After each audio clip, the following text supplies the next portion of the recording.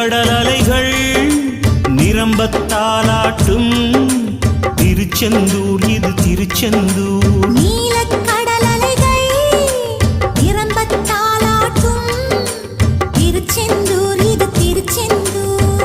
ஆழிப்பேரலை அடங்கி நடந்தது அது எந்தூர் இந்த திருச்செந்தூர். ஆழிப்பேரலை அடங்கி நடந்தது அது எந்தூர் இந்த திருச்செந்தூர். திருச்செந்தூர் இது திருச்செந்தூர்.